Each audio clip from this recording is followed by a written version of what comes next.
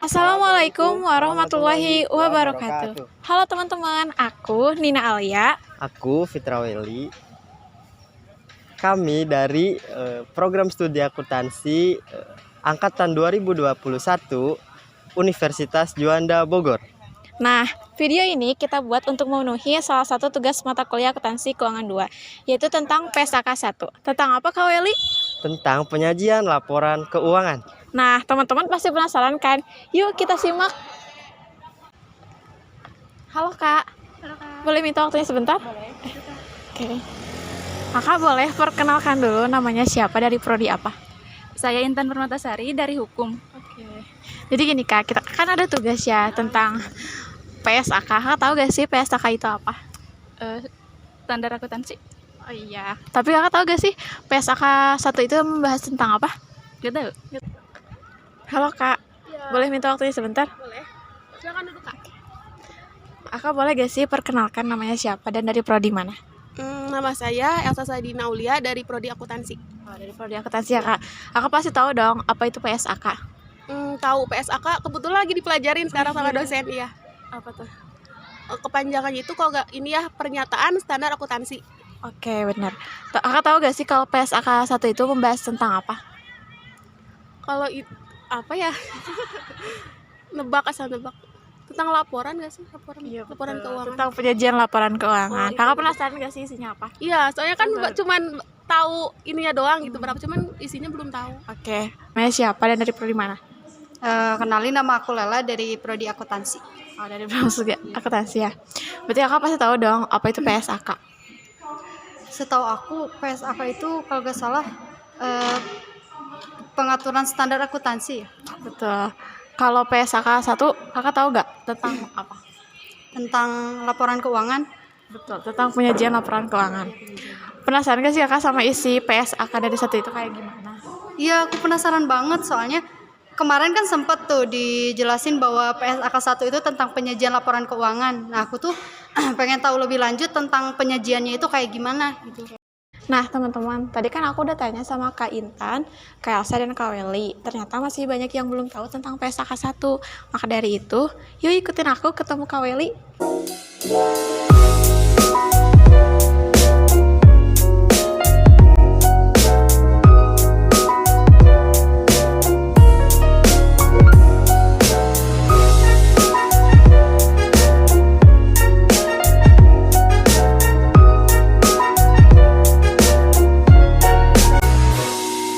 Nah teman-teman, jadi sekarang aku udah bersama Kak Welly. Kak Welly boleh saya dulu ke teman-teman? Hai teman-teman, bertemu lagi di Akuntansi Podcast. Jadi dari kan tadi aku udah tanya-tanya ke teman-teman mahasiswa Universitas Juanda. Nah, ternyata banyak yang belum tahu tentang PSAK 1 ini. Boleh nggak sih Kak Welly kasih tahu ke teman-teman atau berbagi ilmunya? Oke, sebelumnya apa yang disampaikan Nina tadi terkait teman-teman, Nina sendiri tahu nggak sih terkait PSAK 1 ini tentang apa? Nah, sebelumnya kan belum tahu, tapi sempat baca-baca bahwa PSAK itu ada bertujuan umum untuk dapat dibandingkan baik dalam laporan keuangan periode sebelumnya maupun dengan yang selesai. Nah, laporan keuangan PSAK 1 juga menyajikan tentang penyajian laporan keuangan, tentang struktur dan isi laporan keuangan, dan juga minimum isi laporan keuangan.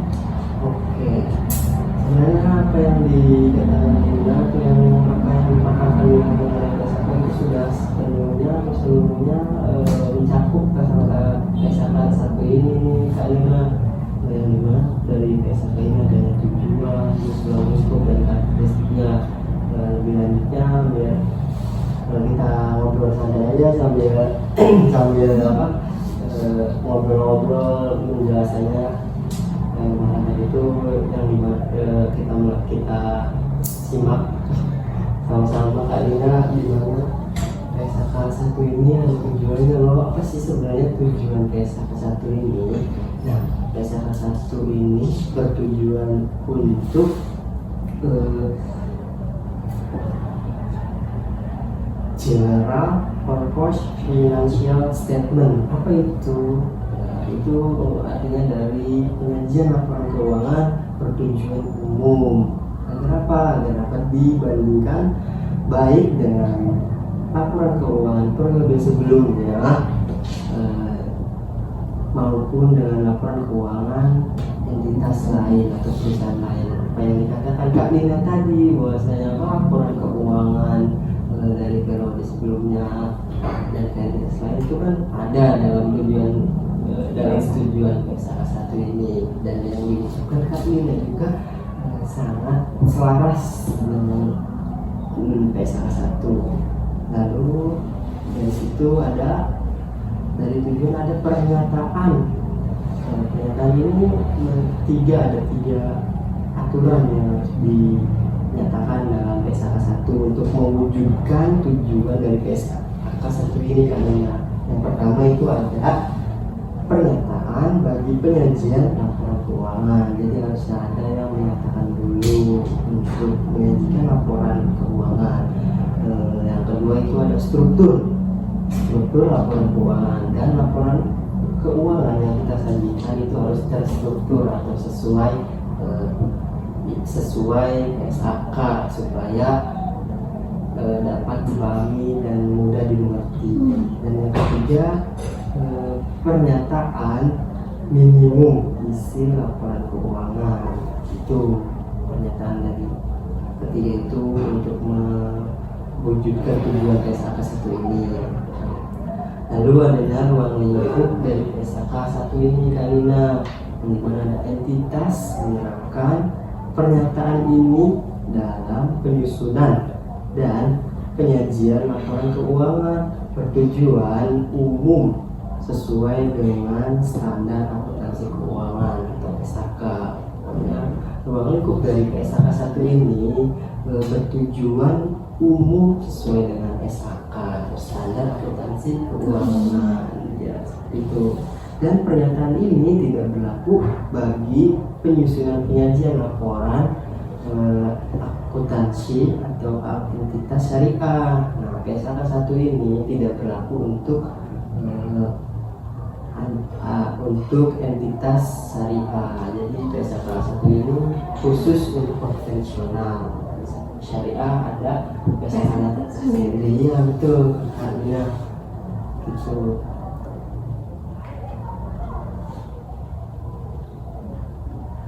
Kali ini gimana nih, udah nangkep belum apa kan tadi sudah dijelaskan oleh tujuan PSAK 1 ini, nggak ada PSAK. Sebenarnya kan PSAK itu singkatan dari pernyataan standar akuntansi. Tuh, ya, singkatannya untuk teman-teman juga yang tidak tahu, PSAK itu singkatan dari pernyataan standar akuntansi. Nah, kebetulan kita ini di sini di podcast akuntansi ini menjelaskan tentang PSAK 1. Tuh. Nah, langsung saja laporan keuangan. Apa sih laporan keuangan itu? Nah, laporan keuangan adalah suatu penyajian terstruktur dari posisi keuangan dan kinerja keuangan suatu entitas. Dan jadi laporan keuangan itu penyajian yang terstruktur dari posisi keuangan dan kinerja keuangan suatu entitas. Nah, ini tujuan laporan keuangan itu apa sih? Nah, tujuannya adalah untuk memberikan informasi mengenai posisi keuangan, kinerja keuangan, dan arus kas entitas yang bermanfaat bagi sebagian besar kalangan pengguna laporan dalam perusahaan keputusan ekonomi. Nah, sudah kita ketahui yang tadi bahwa tujuan dari PSAK 1 ini maka memberikan laporan dari penyajian laporan yang sebelumnya dari periode sebelumnya dan entitas lain. Sekarang kan laporan keuangan bertujuan untuk memberikan informasi baik dari posisi keuangan, kinerja, dan arus kas entitas. Seperti itu Kalina. Jadi laporan keuangan yang dibuat itu bisa digunakan sebagai pengambilan keputusannya. Ya, betul Kak. Betul. Apa yang disampaikan, apa yang ditanyakan Kalina. Jadi hasil dari laporan keuangan ini atau informasi dari laporan keuangan akan disampaikan kepada pihak manajemen dan akan diputuskan oleh pihak manajemen supaya apa nih yang bisa diperbaiki atau apa yang kekurangan atau tambahan yang harus ditambahkan gitu kan. Nah, dan laporan keuangan juga menunjukkan hasil pertanggungjawaban manajemen penggunaan sumber daya yang dipercaya pada mereka. Jadi pihak manajemen itu mempertanggungjawabkan keputusan yang mereka putuskan karena itu. Kalau ada boleh nggak sih dijelasin tentang komponen laporan keuangan itu ada apa saja sih? Oke, Kak Lina dan teman-teman semua, komponen laporan keuangan ini terdiri dari yang pertama adanya laporan posisi keuangan atau neraca pada akhir periode. Kedua ada laporan laba rugi komprehensif selama periode. Yang ketiga laporan perubahan ekuitas selama periode. Yang keempat ada laporan arus kas selama periode. Catatan atas laporan keuangan berisi informasi ringkasan kebijakan akuntansi penting dan informasi penjelasan lain. Nah, yang terakhir ini bisa dipakai tidak tergantung perusahaannya, yaitu adalah CLAK. Apa itu CLAK? Yaitu laporan keuangan pada awal periode komparatif yang disajikan ketika entitas menetapkan suatu kebijakan akuntansi secara retrospektif. Nah, jadi kebijakan akuntansi itu bisa dilihat dari masa lalu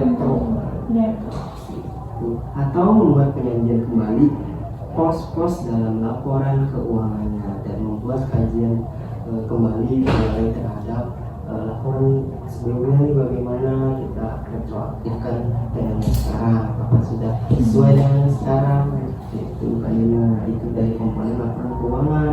Dan entitas menyajikan semua komponen laporan lengkap dengan keutamaan yang sama. Jadi semua perusahaan itu menyajikan komponen laporan keuangan lengkap dengan keutamaan yang sama, keutamaan yang sama, semuanya harus sesuai dengan terstruktur.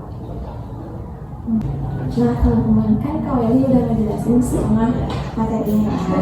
Buat kalian yang penasaran atau bertanya-tanya, kalian boleh komen di bawah ini ya. Nanti lanjut ya. Jadi kan tadi Kak Welly udah ngejelasin tentang laporan keuangan. Boleh nggak sih Kak dijelasin juga atau disebutkan apa sih yang ada dalam komponen laporan keuangan itu, apa saja? Oke, Kak Mina. Jadi dalam komponen laporan keuangan itu ada yang pertama itu ada laporan posisi keuangan, kedua ada laporan laba rugi, ketiga ada laporan perusahaan ekuitas, yang keempat ada laporan arus kas, yang antar catatan laporan keuangan berisi informasi ringkasan kebijakan akuntansi penting dan informasi penjelasan lain. Dan yang terakhir laporan posisi keuangan pada awal periode kooperatif yang disajikan ketika entitas menerapkan suatu kebijakan akuntansi secara retrospektif atau membuat penyajian kembali pos-pos dalam laporan keuangannya. Nah, apa sih itu laporan laba rugi? Nah, di sini laporan laba rugi itu laporan atau income statement atau profit and loss. Nah, statement merupakan laporan keuangan yang bertujuan atau berfungsi untuk menilai kinerja keuangan, apakah keuangan perusahaan ini mengalami keuntungan atau kerugian. Itu untuk laporan laba rugi. Nah, dari situ kan kita bisa menarik benang merah nih, tujuannya apa sih dalam laporan laba rugi itu, ya seperti tadi, untuk mengetahui keuntungan Atau kerugian pada perusahaan atau pada keuntungan pada suatu periode akuntansi. Nah, yang kedua ada laporan perubahan modal. Nah, di mana laporan perubahan modal ini adalah laporan yang menggambarkan perubahan perubahan baik berupa peningkatan atau penurunan aktiva bersih selama satu periode. Nah, apa ini artinya? Artinya selama beroperasi tentu saja modal awal akan berubah sesuai dengan kinerja. Misalnya, jika pada periode berjalan perusahaan mengalami kerugian, maka modal akan berkurang. Sebaliknya, jika perusahaan mengalami keuntungan, modal akan bertambah. Di sini ada informasi yang bertujuan untuk perusahaan ini diawali dari perusahaan modal. Untuk apa sih melaporkan perusahaan perubahan modal ini? Untuk tadi yang sudah dipaparkan, misalkannya kan untuk mengetahui berjalannya perusahaan mengalami kerugian, maka modal akan berkurang. Sebaliknya, nah selanjutnya ada laporan posisi keuangan, Kak Nina. Seperti namanya, laporan posisi keuangan atau neraca atau balance sheet merupakan laporan keuangan yang menunjukkan posisi informasi keuangan sebuah perusahaan. Nah, berarti menunjukkan posisi dan informasi keuangan sebuah perusahaan. Di perusahaan ini menunjukkan posisi dan informasinya itu di neraca atau balance sheet. Seperti itu. Dalam laporan neraca akan melihat informasi tentang aset, kewajiban, dan modal perusahaan secara lengkap dan rinci. Dengan kata lain, elemen dalam laporan neraca hanya 3 akun tersebut. Nah, terus ada laporan arus kas. Karena laporan arus kas ini adalah laporan yang keempat, yakni di mana laporan arus kas atau cash flow statement memberikan informasi tentang aliran kas perusahaan yang masuk dan keluar. Selain itu, laporan arus kas juga berfungsi sebagai indikator untuk memprediksi arus kas di periode yang akan datang. Nah, tujuan laporan arus kas ini apa? Yaitu untuk memprediksi arus kas di periode yang akan datang. Seperti itu. Nah, yang terakhir ada CALK. CALK itu singkatan dari catatan atas laporan keuangan, yang dimana merupakan bagian dari laporan keuangan suatu entitas atau perusahaan. Namun catatan laporan keuangan bukanlah hal yang wajib dibuat oleh perusahaan seperti apa yang dikatakan tadi. Maksudnya CALK ini tidak wajib atau bukanlah hal yang wajib dibuat oleh perusahaan, tergantung perusahaannya. Nah, sehingga biasanya perusahaan yang membuat catatan atas laporan keuangan atau CALK adalah perusahaan skala besar. Nah, kecuali perusahaan besar yang sudah disampaikan pengecualian untuk CALK ini yang sudah go public atau public companies.